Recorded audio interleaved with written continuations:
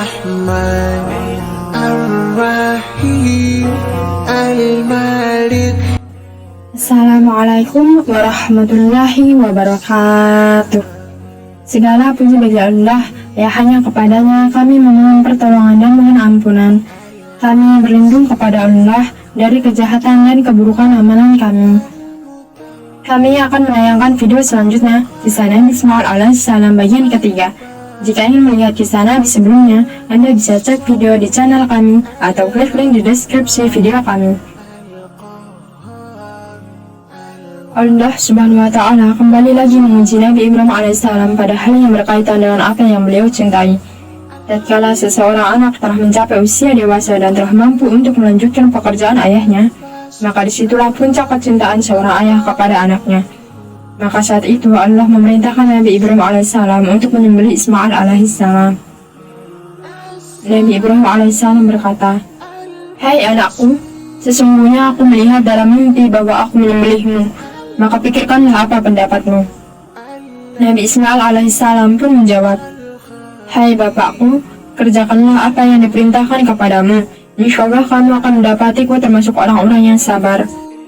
Dikatakan oleh Ibnu Abbas sebagaimana dinukil oleh Al-Qurtubi dalam tafsirnya, diriwayatkan juga oleh Imam Bukhari secara mu'allaq dari Ubaid bin Umair bahwa beliau berkata, sesungguhnya mimpi para nabi adalah wahyu. Derajat wahyu para nabi yang paling rendah adalah melalui mimpi. Adapun derajat wahyu adalah sebagai berikut. Mimpi yang benar. Wahyu yang dilemparkan malaikat ke hati nabi tanpa melihat malaikat tersebut. Malaikat menjelma menjadi seorang lelaki lalu berbicara dengan nabi. Wahyu datang seperti bunyi lonceng yang keras.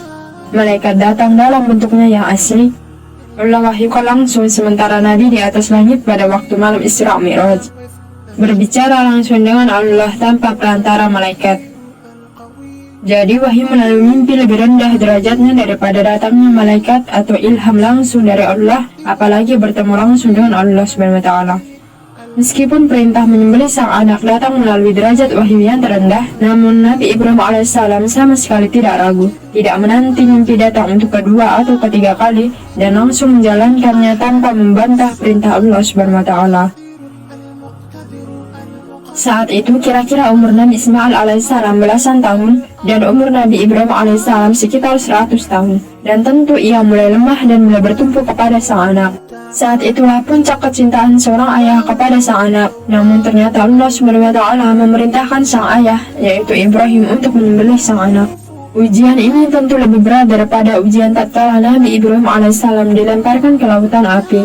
Betapa sering seorang ayah lebih mencintai anaknya daripada dirinya sendiri. Lalu Nabi Ibrahim alaihissalam tatkala menyampaikan perintah ini kepada sang anak, beliau menyampaikan kepada anaknya bukan dengan keras.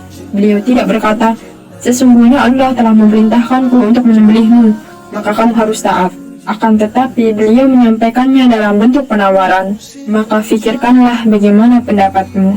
Tujuannya agar Nabi Ismail alaihissalam juga bisa menjalankan ketaatan tanpa ada keterpaksaan, akan tetapi benar-benar karena tunduk kepada Allah Subhanahu wa Ta'ala, agar Nabi Ismail alaihissalam juga meraih pahala yang besar dari Allah Subhanahu wa Ta'ala. Ternyata sang anak tidak kalah sabarnya dengan sang ayah. Beliau dengan serta-merta menjawab, "Hai bapakku, kerjakanlah apa yang diperintahkan kepadamu. Insyaallah kamu akan mendapatiku termasuk orang-orang yang sabar." Sungguh menakjubkan iman sang ayah, dan tidak kalah menakjubkan juga adalah iman sang anak. Allah Subhanahu wa Ta'ala berfirman, tatkala keduanya telah berserah diri dan Ibrahim membaringkan anaknya di atas pelipisnya, nyatalah kesabaran keduanya.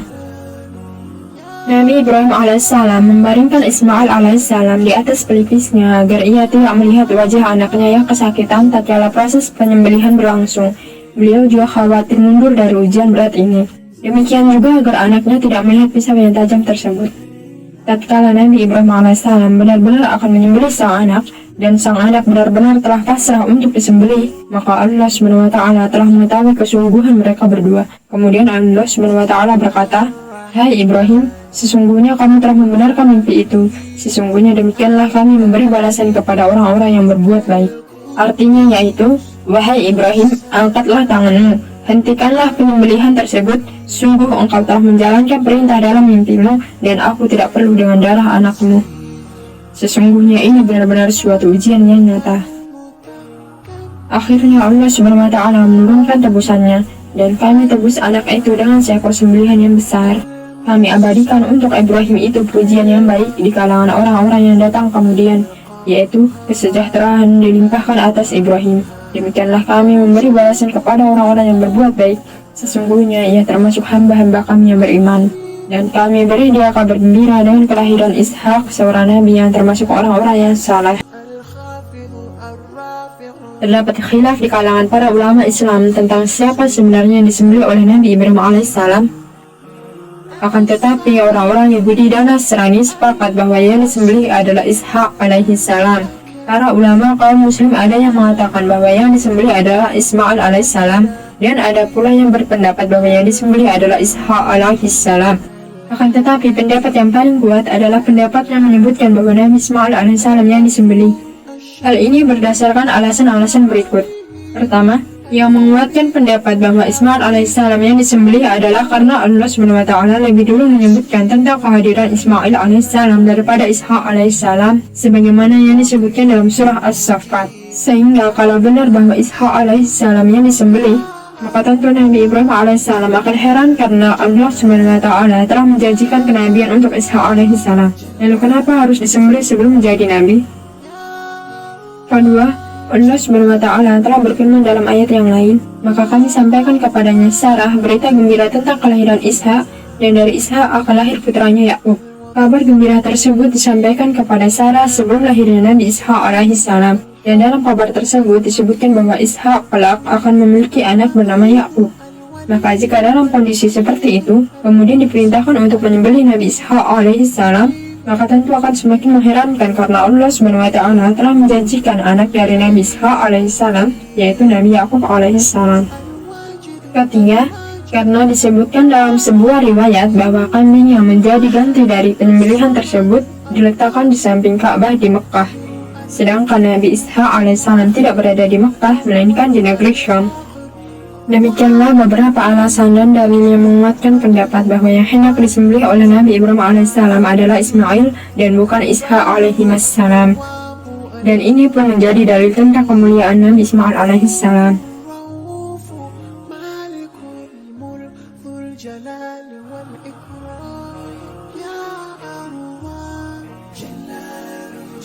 Meneladani Nabi Ibrahim alaihissalam dalam memusuhi dan tidak menaati syaitan. Ibnu Abbas meriwayatkan secara marfu, ketika Nabi Ibrahim, kekasih Allah mendatangi manasik, maka syaitan muncul menghadanginya atau menggodanya di Jamrah Aqabah. Maka Nabi Ibrahim melemparnya dengan 7 kerikil hingga syaitan tenggelam ke bumi. Lalu syaitan pun menggodanya di Jamrah yang kedua, maka Nabi Ibrahim melemparnya dengan 7 kerikil hingga hilang di telan bumi. Lalu syaitan muncul dan menggoda beliau di Jamrah yang ketiga, maka Nabi Ibrahim melemparnya dengan 7 kerikil lagi hingga syaitan menghilang di telan bumi. Ibnu Abbas berkata, kalian melempar syaitan dan kalian mengikuti agama ayah kalian, yaitu Ibrahim.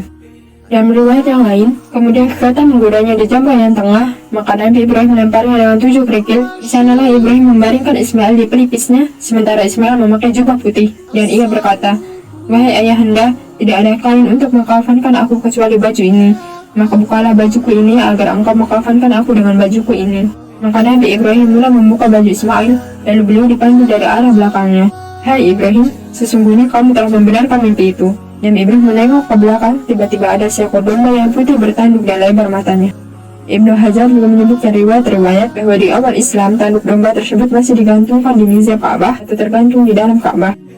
Asy-Syinqiti berkata, seakan-akan melempar jamarat merupakan lambang dan isyarat permusuhan kepada syaitan yang Allah Ta'ala telah memerintahkan kita untuk memusuhinya dalam firman-Nya. Sesungguhnya syaitan adalah musuh kalian, maka jadikanlah ia sebagai musuh. Dan juga dalam firman-Nya yang mengingkari orang-orang yang berwala kepada syaitan, patutkah kamu mengambil dia dan turunan-turunannya sebagai pemimpin selain daripadaku, sedangkan mereka adalah musuhmu? Sebagaimana diketahui bahwasanya melempar dengan batu termasuk bentuk yang paling besar yang menunjukkan akan permusuhan. Al-Ghazali berkata, Adapun melempar jamarot, maka jadikanlah tujuannya adalah untuk tunduk kepada perintah Allah dengan menampakkan penghambaan dan memudahkan diri kepadanya, yaitu dengan semangat untuk menjalankan perintahnya meskipun tidak memahami dan tidak ada keuntungan bagi jiwa. Lalu niatkan untuk meniru Nabi Ibrahim alaihissalam, di mana beliau digoda oleh iblis yang dilaknat oleh Allah di lokasi tersebut untuk memasukkan syubhat kepada beliau atau untuk menjerumuskan beliau dalam kemaksiatan. Maka Allah memerintahkan beliau untuk melemparnya dengan batu untuk mengusirnya dan memutuskan harapannya.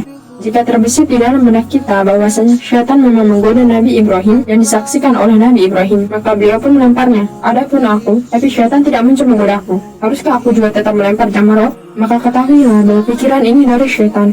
Dialah yang telah melemparkan pemikiran itu kepada hatimu agar engkau jadi malas melempar. Dan ia menghayalkan kepadamu bahwa melempar jamarot adalah perbuatan yang tidak ada faedahnya dan hanya mirip dengan permainan belaka. Maka abaikanlah darinya dan buanglah pemikiran tersebut dari dirimu dengan serius dan semangat dalam melempar sehingga membuat syaitan menjadi geram. Ketahuilah sesungguhnya engkau meskipun secara zahir sedang melempar kerikil ke jamarot, namun pada hakikatnya engkau sedang melempar wajah syaitan dan engkau mematahkan pundaknya. Karena tidaklah menjadikan syaitan geram kecuali jika engkau menjalankan perintah Allah sebagai bentuk pengagungan kepada Allah dengan menjalankan perintahnya meskipun tidak ada manfaat bagi jiwa dan tidak bisa dipahami.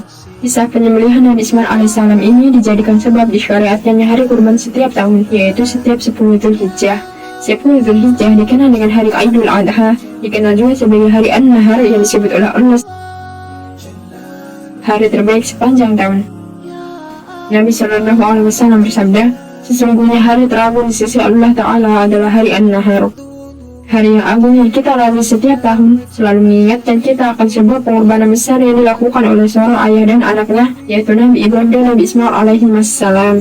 Pengorbanan yang luar biasa yang menunjukkan ketundukan luar biasa kepada Allah, menunjukkan kecintaan yang juga luar biasa kepada Allah Subhanahu wa Ta'ala. Kisah pengorbanan mereka berdua inilah yang Allah abadikan di dalam Al-Quran. Sekian dari kisah Nabi Ismail alaihissalam bagian ketiga. Mohon doanya agar kami bisa terus menceritakan semua kisah perjalanan para nabi dan rasul Allah Subhanahu wa Ta'ala. Insyaallah video selanjutnya kami masih membahas tentang Nabi Ibrahim alaihissalam dan Nabi Ismail alaihissalam. Demikian dari kami. Jika ada kesalahan baik yang disengaja maupun tidak, kami memohon maaf yang sebesar-besarnya. Karena kesalahan itu pasti dari saya sebagai manusia biasa yang tidak luput dari dosa dan kesalahan, dan segala sesuatu yang benar hanya milik Allah Subhanahu wa Ta'ala. Jangan lupa subscribe dan nyalakan notifikasi channel kami agar Anda bisa mendapatkan pemberitahuan tentang video terbaru dari kami. Dan juga like dan share agar bermanfaat bagi sesama saudara muslim untuk mengetahui tentang kisah para nabi dan rasul Allah Subhanahu wa Ta'ala. Semoga Allah Subhanahu wa Ta'ala menjaga kita semua serta memudahkan segala urusan kita. Jazakumullahu khairan wa barakallahu fiikum. Wassalamualaikum warahmatullahi wabarakatuh. المغني المانع الضار النافع النور الهادي البديع الباقي الوارث الرشيد الصبور